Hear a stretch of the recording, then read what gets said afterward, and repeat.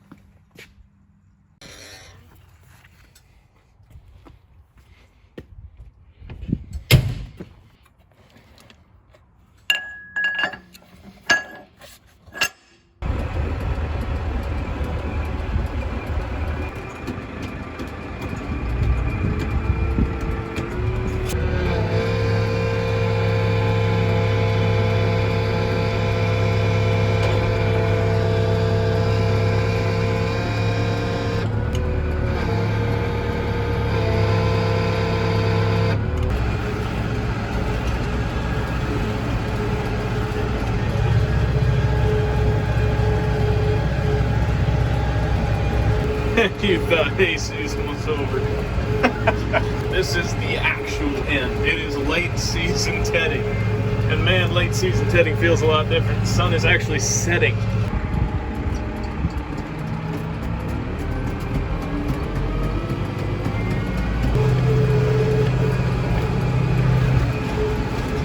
Yeah, we're just gonna ignore that. Not hitting the fence.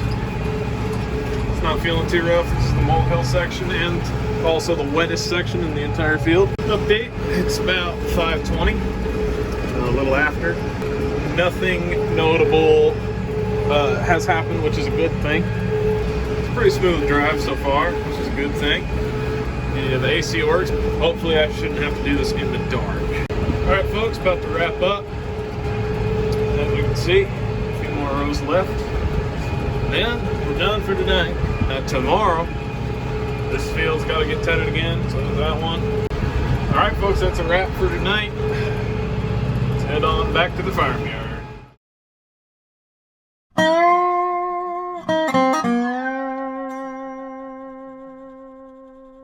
We're in the fleet barn today, and while we wait for the hay to dry, we can see trucks here.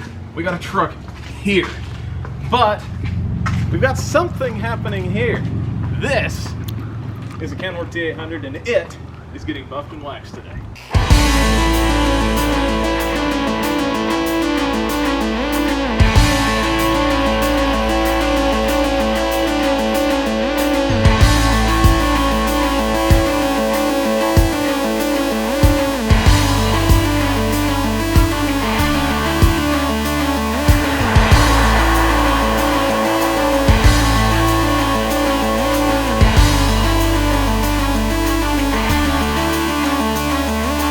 Hood. And what are we using today here? What we are using is a selection of Meguiar's products. We're using the Diamond Cut Compound 85 mirror glaze right here. This stuff is super heavy, so really be careful with it. You don't want to burn the paint off. It's designed for a rotary, but we're using a DA orbital today, so it's fine. And then right here we got another Meguiar's. This is 205 Ultra Finishing Polish. It's thin. It's nice. This is different. This gives it a glaze. It is a 5, it says a number 5. I'm not sure what that means, but it's called Professional New Car Glaze. It must be good. We have something from 1994. This is from Armor All, from 1994. And then the buffer is just a standard orbital buffer. Yeah, this is a, I think this is Porter cable. Yeah, standard orbital on there. It's got a Velcro stick on. It's got a Meguiar's Velcro stick on. You can kind of see the name there. It's super nice. You just stick it on there and go.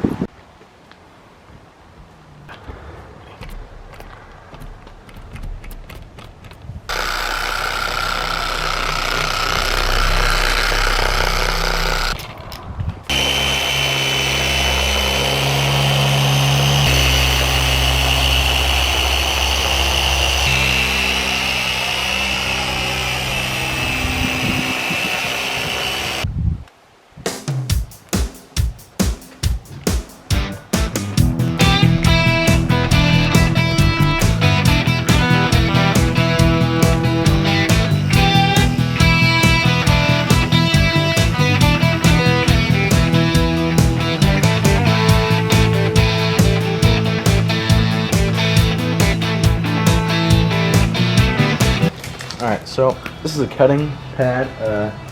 That one I believe is, but it's really worn out. This one, got this at the old Harbor Freight, and you know it's quality. Brand new, it should cut a lot better, but with this pad it should take him out, I'm hoping. So, Harbor Freight, there's one of two ways this can go. A, it'll work just fine. B, it'll disintegrate upon contact with the truck paint.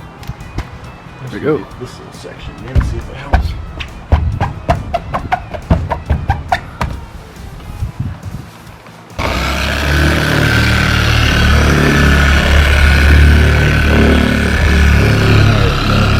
Rub it in on a lower setting so it doesn't splatter it everywhere. And once it's kind of rubbed in, bump up the speed and go.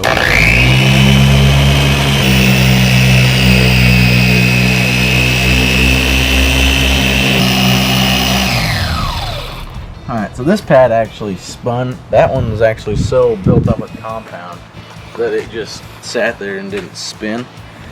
So I'm hoping that this took a bit more of those scratches out. Updating. Oh yeah. Alright, so we've gotten this far. As you can see, the chrome shines a lot more, and the truck itself is shining a ton. The new buffing wheel that he put on has fixed the problems that the old one was having when it was going out, such as getting stuck, as he said before. This is looking a ton shinier. And the bumper is looking. Oh yeah. Really good. We'll take a look at the bumper. And The grill's all shined up. We got the KW, the Kenworth logo, is all shined up as well. So, yeah, this thing is looking really good. What are we moving on to now? pretty much as far as the cutting, I just got what's left of this fender, and then we're gonna go down to the. But this is a level 4 cutting, so it doesn't really have as much aggressiveness as that would, so it kind of just eases the paint up for waxing pretty much. Looks a little bit better when you do that, and then when you wax it is what really makes it smooth. Oh yeah.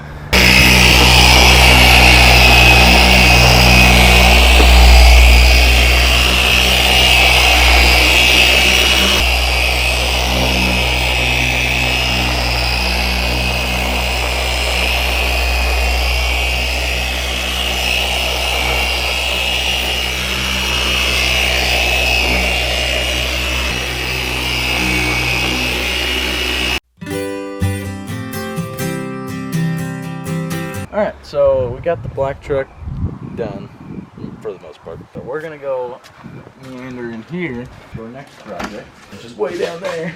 If you can see that, that's a Ford 4100. And it hasn't been buffed or probably ever in its life, actually.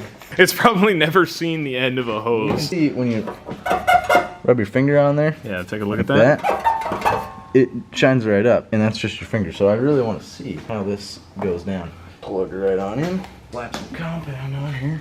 Couple dabs Yeah. in there.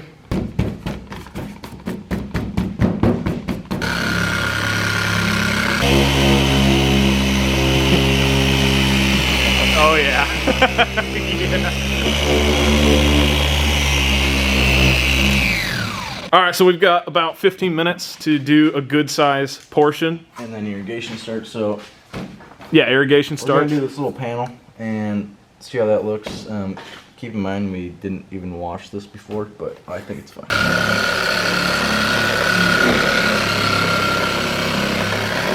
See what it looks like. Rub all that. Rub all that in. Fire! That's a bit on the fast side.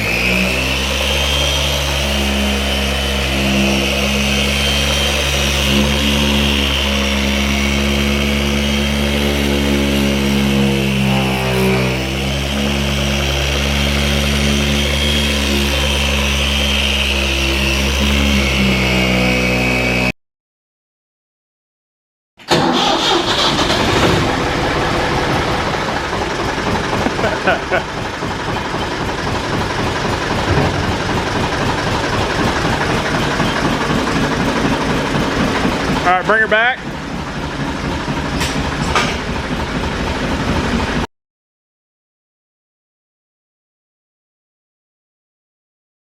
All right, hello folks. It's baling day. Woo. We just had a breakdown, and in case, for those of you that aren't in the loop on farming, there's a little bolt right on that flywheel, and it connects to the PTO. And said bolt is called a shear bolt. Its sole function is to shear, so that when something stops it from moving, when it should still be moving, it will break said shear bolt to prevent breaking anything else. And it is an amazing design, but also incredibly, incredibly scary.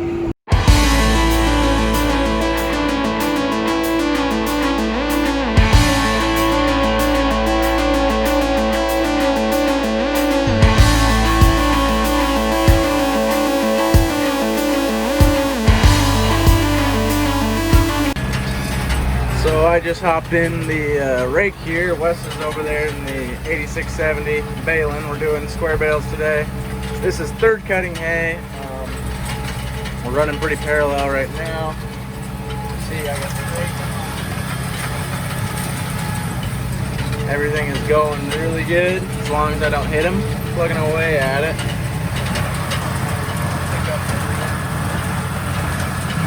Doing good. Alright folks, we're getting the ball rolling here. Gavin is up raking down there. That's what those shots are about. And we're making some good progress. This is a rough spot, so normally you downshift, but I'm just gonna not. Essentially, I'm just putting my tire right up on the edge there. So far we're doing really good. 3.6 miles an hour, which is really decent for baling. 7th year. So that's essentially the update so far. We're doing pretty good on time. Again, I keep forgetting to check what time it actually is.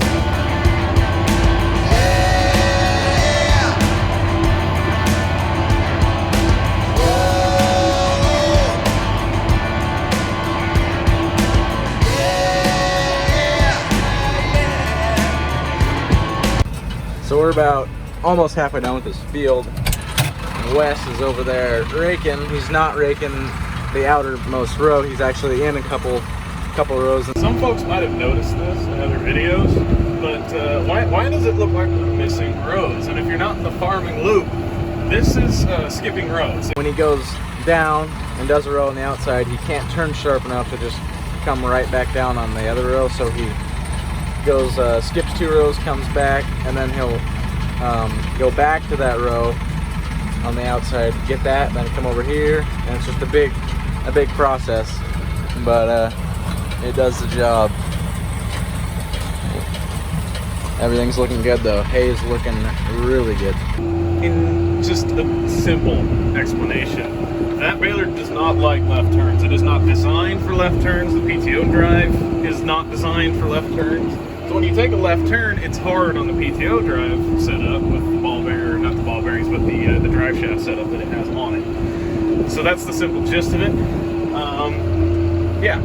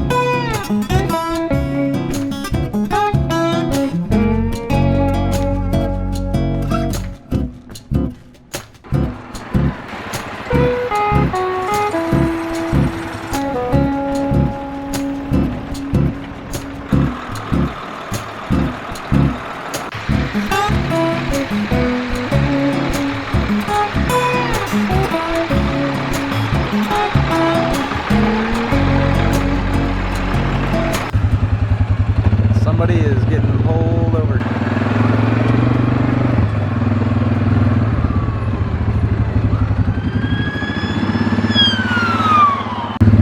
Cops call. We're just heading on down back to the farm. Gotta go down the road a little ways, but everything will work out. And now we wait. Oh, never mind. Didn't have to wait long on that one.